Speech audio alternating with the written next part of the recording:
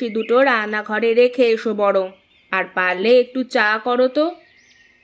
হ্যাঁ মা, আনছি। আপনি বসুন, জল দেব? আপনি তো হাঁপিয়ে গেছেন। না না, সে ঠিক আছে, সমস্যা নেই। ওরকম আমার অভ্যেস আছে। তুমি যাও।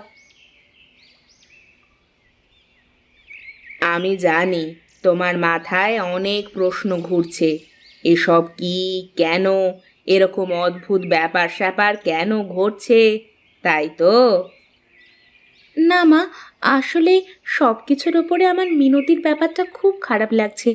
ও তো একা নেই, ওর শরীরে অন্য একটা প্রাণ আছে।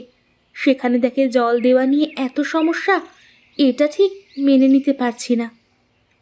হ্যাঁ, জানি বৌমা, কিন্তু কি বলো তো, একদিন জল না খেলে ওর হয়তো কষ্ট হবে ঠিকই, তবে ওর প্রাণ সংশয় কিন্তু হবে না। কিন্তু আজ যদি আমরা কেউই ওকে জল দিতাম, তবে কিন্তু ওর প্রাণ সংশয় ঘটতে পারত। কিন্তু কেন, কি হয়েছিল মা? শোনো তাহলে, আমার শাশুড়ি মা আর দিদা শাশুড়ির থেকে শোনা এই গল্প।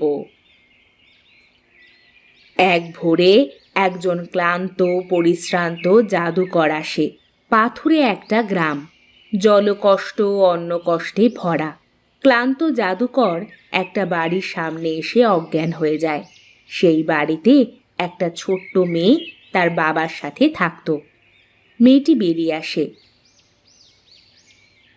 সে ওই জাদুকরের সেবা শুশ্রূষা করে জাদুকরকে সুস্থ করে তোলে। মেয়েটিকে আস্তে আস্তে জাদুকর খুব ভালোবেসে ফেলে। স্নেহ মমতা সব মিলেমিশে জাদুকরের যেন গাঢ় পিতৃস্নেহ গিয়ে পড়ে মেয়েটির ওপর। জাদুকর ওদের বাড়িতেই থেকে যায়। ধীরে ধীরে